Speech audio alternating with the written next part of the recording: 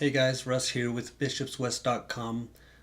Still going on my series of just a few things that I really enjoy about Bitwig Studio, some of the features, some of the little workflow things that are really handy and that I enjoy. It makes it fun using the program. I wanted to share them with you just as kind of an introduction to Bitwig Studio for those of you that are still really new to it.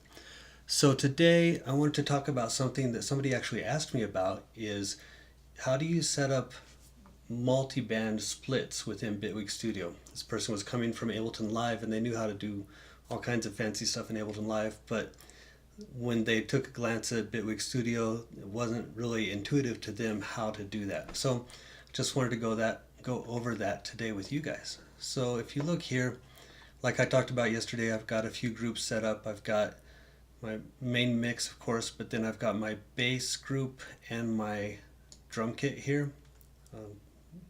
Just the one thing, so it's not in a group, but I've got a couple loops on here, so just to let you listen to what it sounds like right now.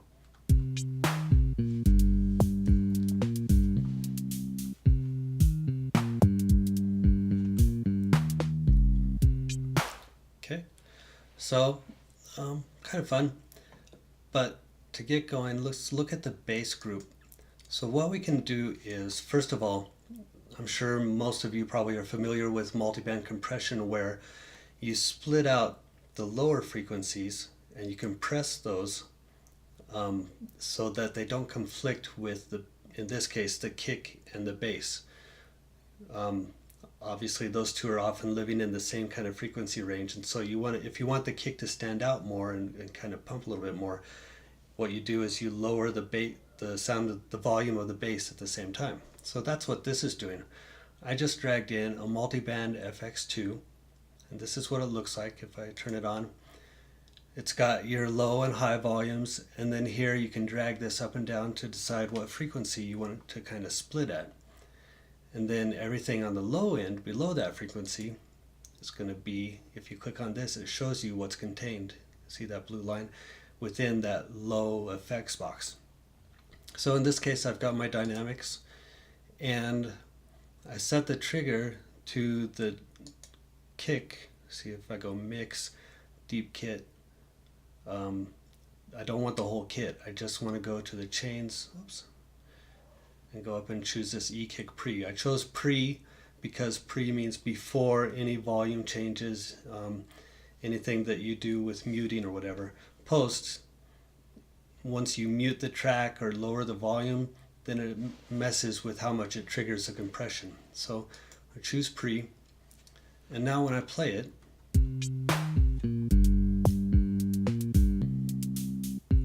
you can see how it's kind of ducking that volume of the bass. So to make it easier to kind of hear, I'm going to mute the kit and just play this.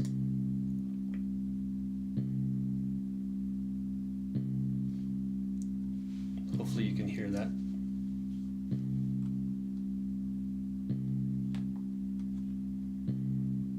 Okay. I also brought in this polysynth. Oh, I bet you couldn't hear that because it wasn't playing. There we go. And if I take down the high, get rid of the high, that makes it really obvious, right? So it's just cutting down the very low frequencies. But like I said, I did bring in this polysynth just so you could hear probably even more clearly what that sounds like. So you've got your highs, it doesn't touch those at all, but the kick is triggering those lows and compressing them. Okay, so that's enough of that. So that's one option.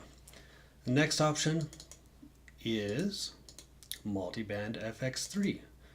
So I'm sure you could probably guess it's got your low, but it's also got a mid and then the high. Here's where you can kind of change the frequency split between low and then mid and high. So in this case, same thing on the low. I wanted that dynamics being triggered by the kick, and I also, mid I just left alone, but on my highs, I want to kind of throw some saturation, just a little bit. So I'll open that. My free soft tube saturation knob. So this is what that sounds like. Oh, gotta unmute something.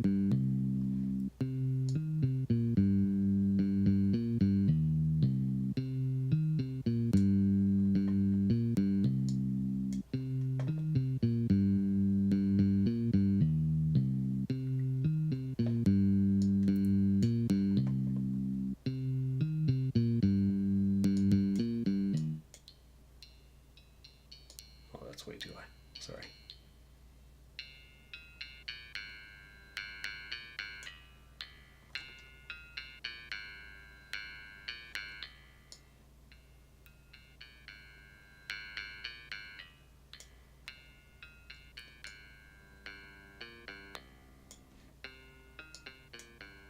Sorry.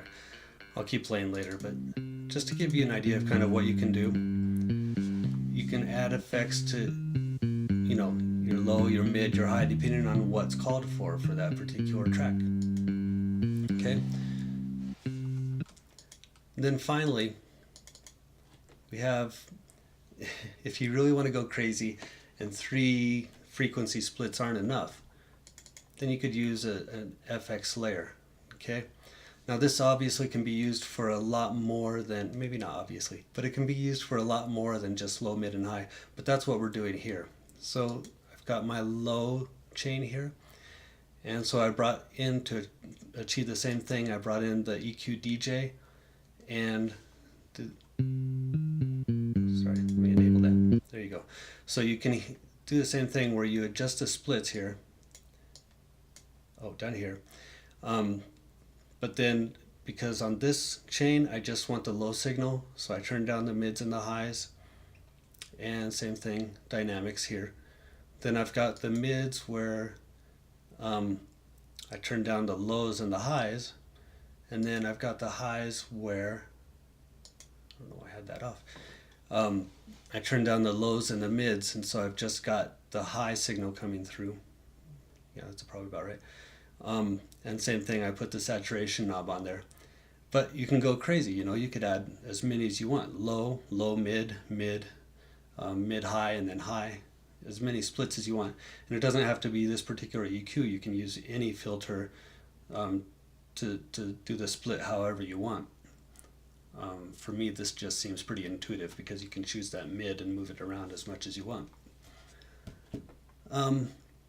So I think that's all I had as far as frequency splits. Those are the 3 main ways, if you can call them 3, maybe 2.5, to achieve that kind of a split. The other thing I wanted to show you though, while we're kind of on the topic, is on my mix track, I've actually got this mid-side split too. And so what this does is very similar.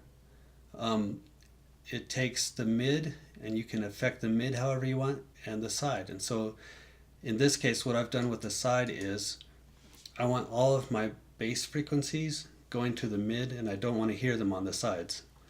So what I can do is just on this side, I'll take a filter, and everything below about 150, I think is what I've got it at, 170. Yeah, I'll take it down lower. 100, I don't know, 150-ish. I don't want to hear that, and so I'll take it and filter everything below that out. Okay.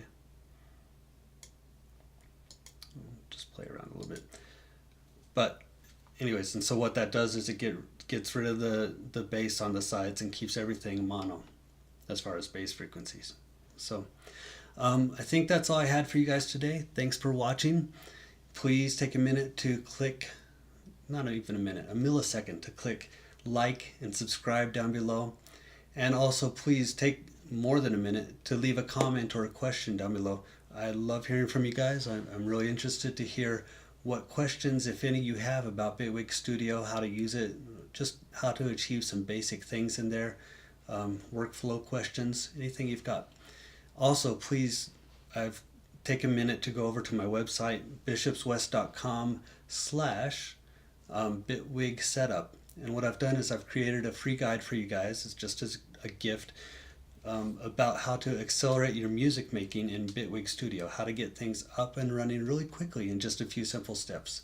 So again, it's just bishopswest.com/bitwig setup, and just go there, sign up, and download it. Anyways, I think that's all I have today. So thanks for watching. Appreciate your time. Have a great day.